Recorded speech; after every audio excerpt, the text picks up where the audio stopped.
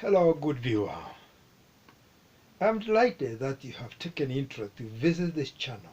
I open to you a great welcome. I'm then Joshua Ngaruya, an Anglican church minister, an inspirational teacher.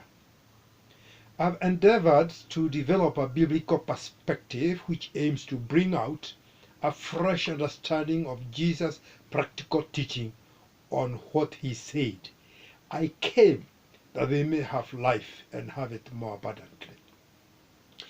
It is a revisit of an approach Jesus taught that has been lightly used. This actually focuses on God's original plan and intention for humanity to enjoy life in full.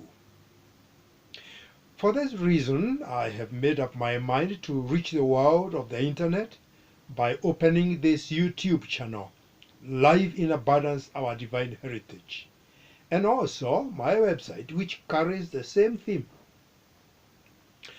I now would like to introduce you to my website, jabezphilosophy.org. I've called it Jabez Philosophy because it carries the major dominant thought concerning your life, which I will continue addressing this in the upcoming various forums. I've called it a philosophy because in it I shall bring out that dominant thought, which I believe provides particular approaches to finding and working out solutions to make your life and mine the way God has always meant it to be.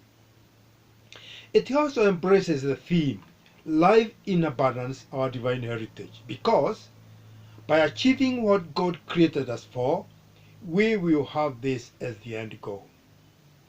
The underlying thinking that led to my naming it Jabez Philosophy derives from the two verses in the Bible in 1 Chronicles chapter 4, verse 9 to 10, which tells us about a young man by the name Jabez.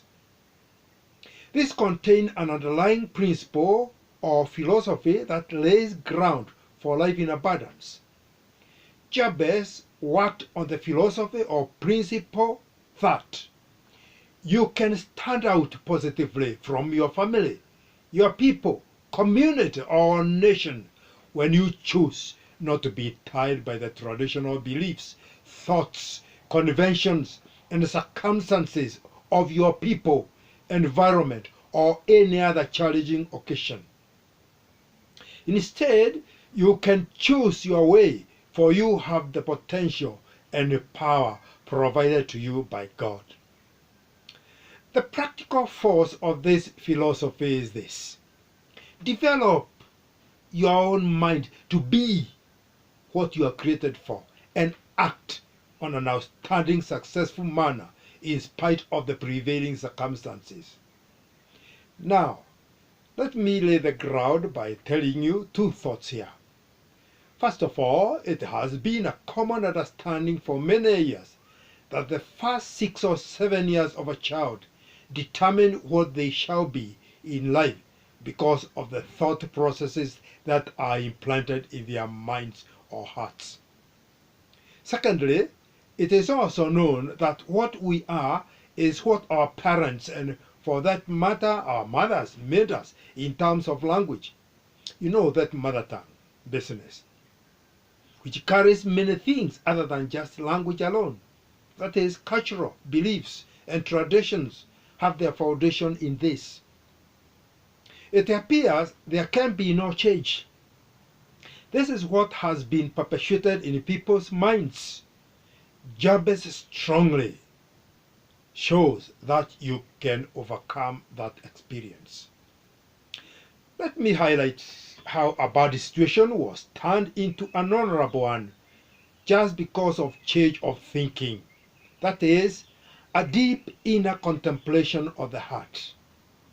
Jabez's mother was not an encouragement to him at all.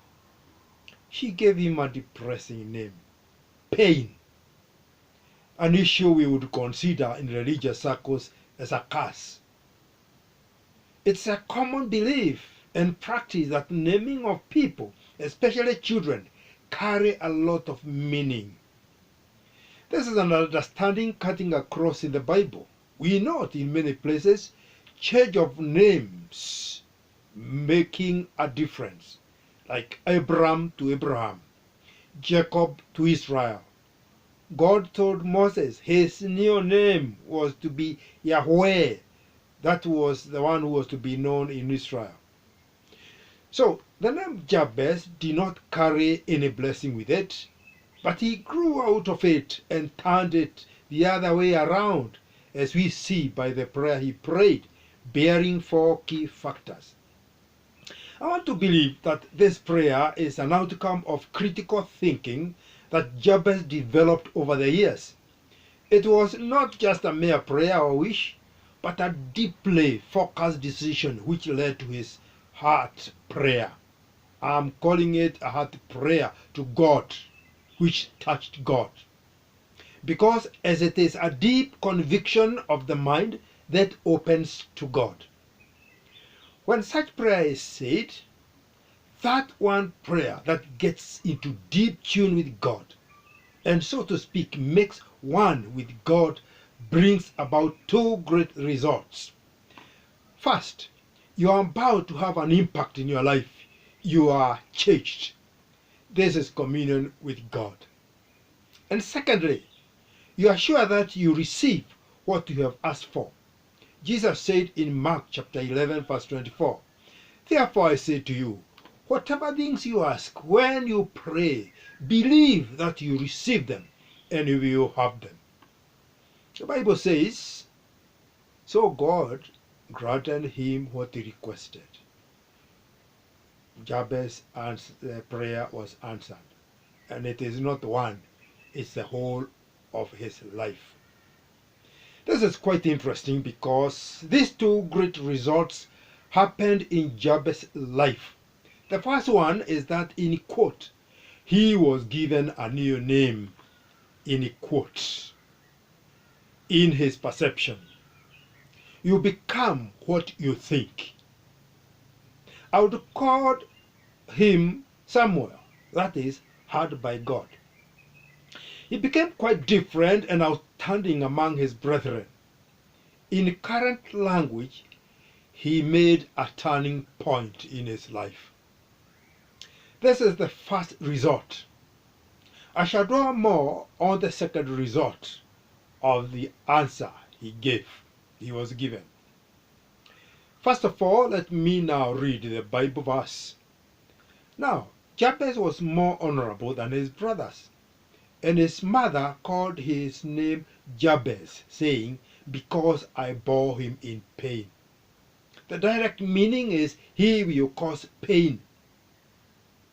And Jabez called on the God of Israel, saying, "Oh, that you would bless me indeed, and enlarge my territory, that your hand would be with me, and that you would keep me from evil, that I may not cause pain." So God granted him what he requested. This is, I have quoted earlier, it's 1 Chronicles chapter 4, verse 9 to 10. And this I have quoted from the New King James Version. Now, I have turned the content of this prayer of Jabez into four key factors, which cuts across in everybody's life. The first one is well-being. Oh, that you bless me indeed. The Bible writes of blessedness without defining what it means. I have called it well-being in this case. This is the state which is expressed from within the heart. It is a deep feeling which does not necessarily deal with the outside reception of whatever it is. Rather, it is more an inside appreciation of God's work in you, which is then projected outwardly.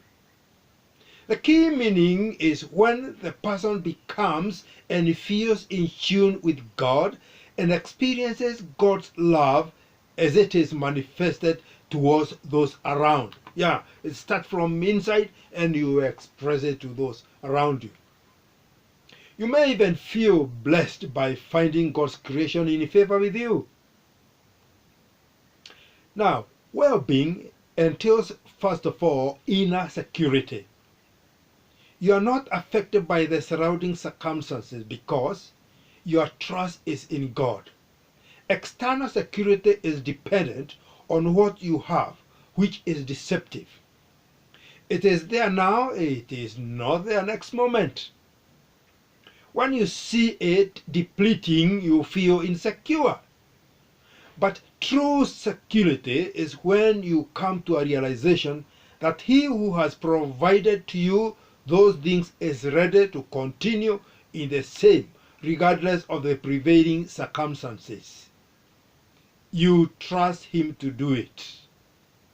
This is an issue that touches across every age.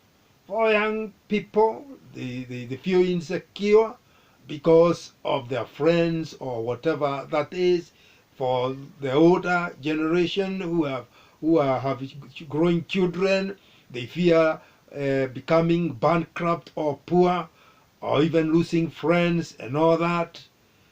For older people, those who are in the elderly stage, they have insecurity in terms of their movement, in terms of love and all that.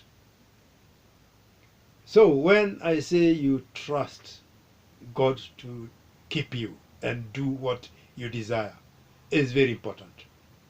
The result is the relaxation of your mind, which opens channels for further provisions, whatever they are. He gives His beloved in His sleep. The second experience, well-being manifests, is a sense of freedom or liberty. True freedom or liberty is from the heart. You are either enslaved in your thoughts and get external deficient manifestations, or you have true liberty or freedom inside and express it out of your heart. This is what Jesus said, if the Son sets you free, you shall be free indeed. True, for that matter, divine freedom or liberty gives you peace and a feeling of wholeness. Factors that you experience in relationships and other circumstances which threaten your freedom are put into focus. In his book, Man's Search for Meaning, Viktor Frankl, a Holocaust survivor in the Austrian concentration camp during the Second World War, wrote that the means of his surviving was his freedom to choose. Inside, he was free. Outside, on his physical body, he was not free. That freedom inside him could not be taken away from him, as it was strongly embedded in his heart. It is God-given. Such freedom entails a sense of welfare and stability in spite of the prevailing circumstances. That is the kind of freedom I'm talking about. That is what well-being is all about.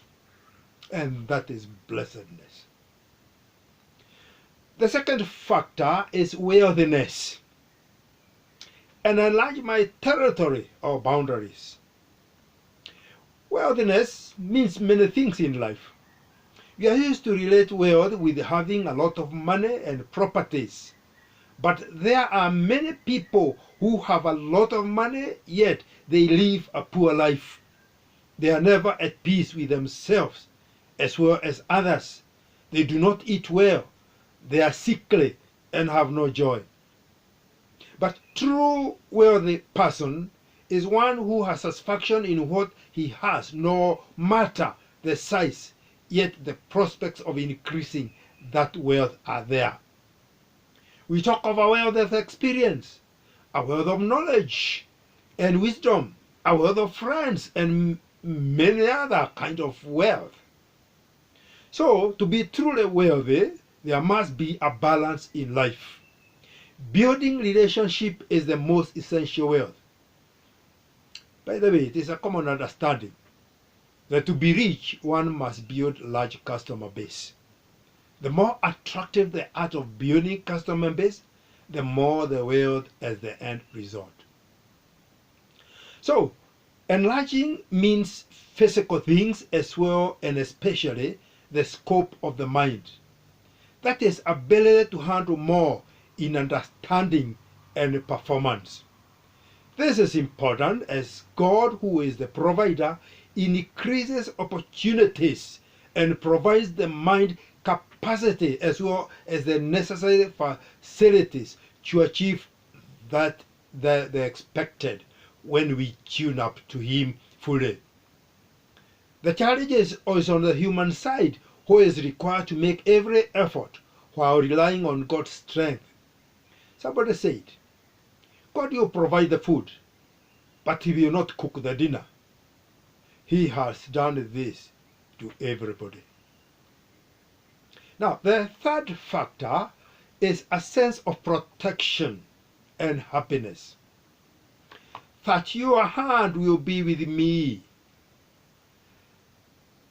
There's a song, He leadeth me, has a refrain, He leadeth me, by His own hand, He leadeth me, and so on.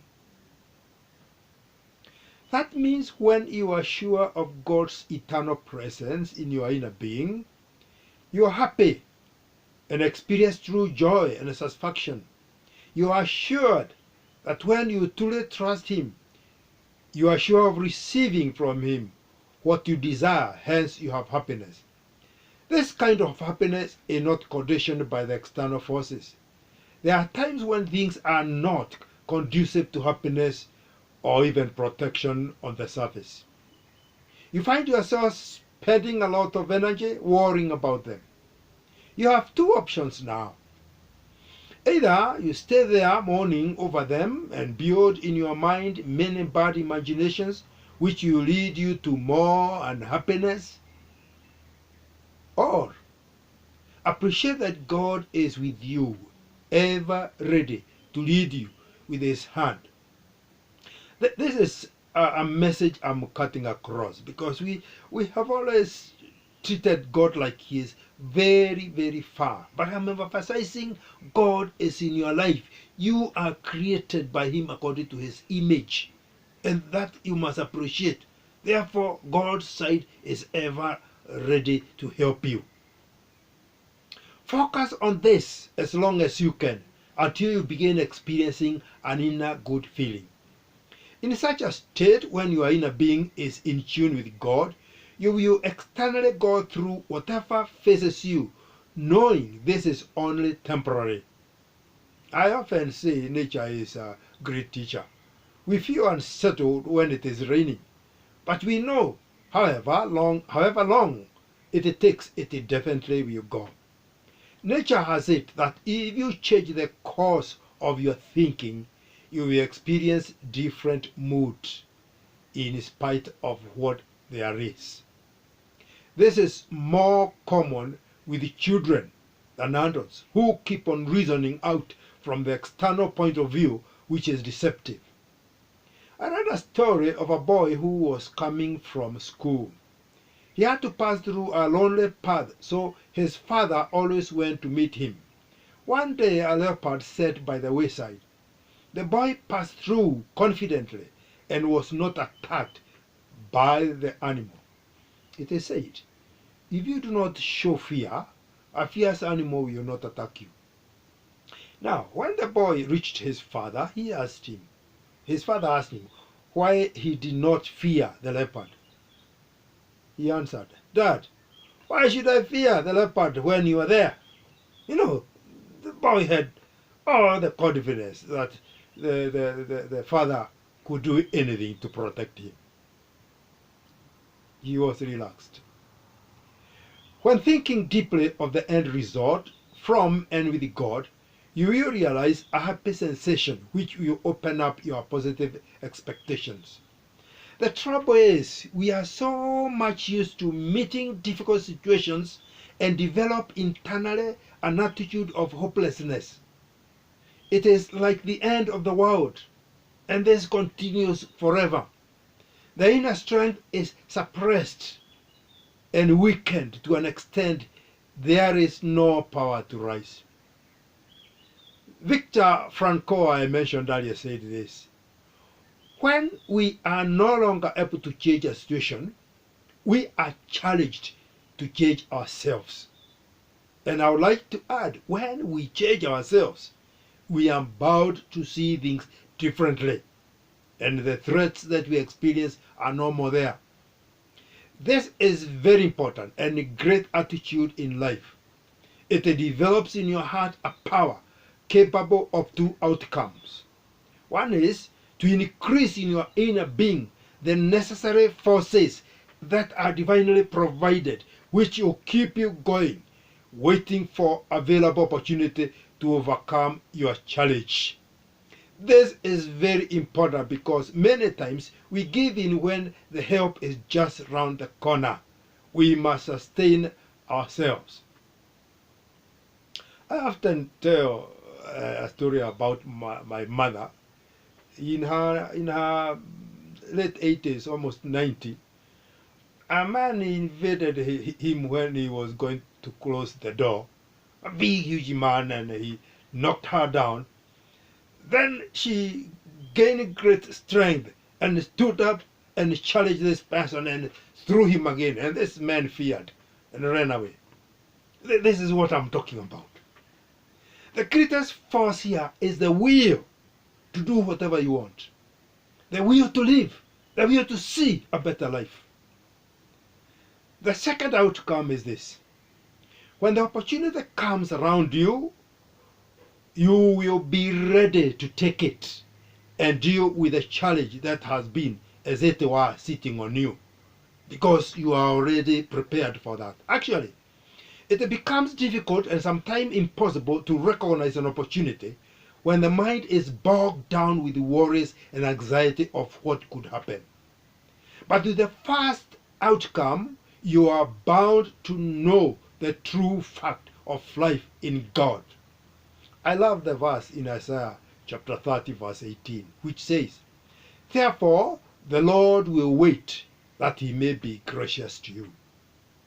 In this case, do not concentrate on the problem, but on seeking for the solution, which is ever there, because God is ever with you and in you.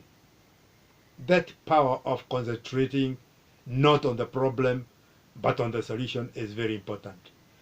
When Frankl, Viktor Frankl wrote, he said his mind was not focusing on the pain and suffering.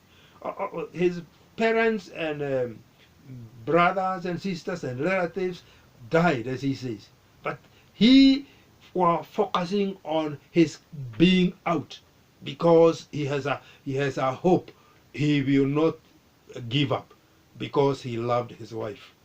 You have a cause, and so the opportunity came to come out, and he was strong. The last factor is healthiness. That you would keep me from evil, that I may not cause pain. I like to address different translations here so that some meaning may be understood better. Because some translation, like New King James Version, which I have quoted, do not come out well. It says that I may not cause pain. The Jerusalem Bible reads, "If ...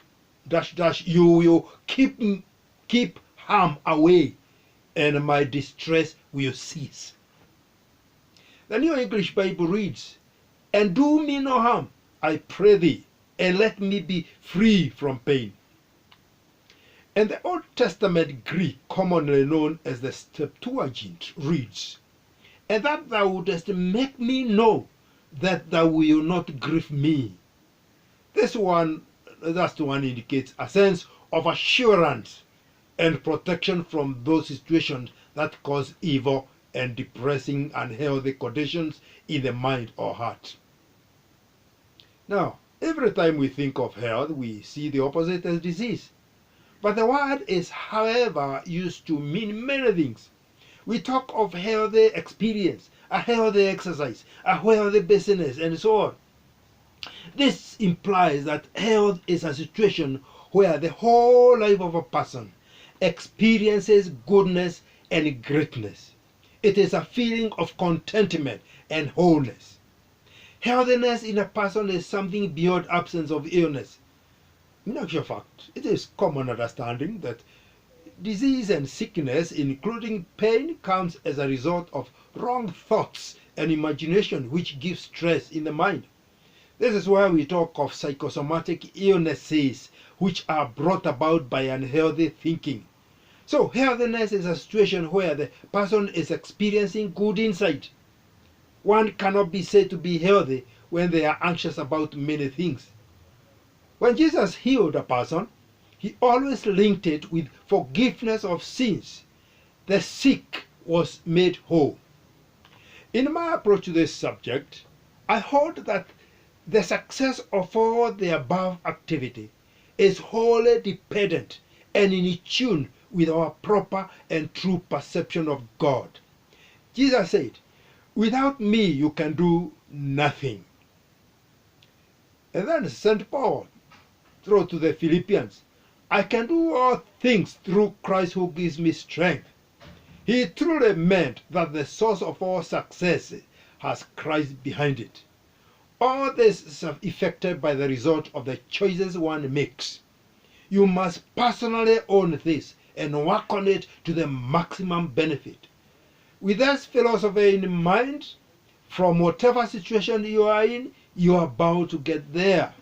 It is the real and true faith. Please, I say again, welcome to explore with me through my posts, e-books, audios, and videos.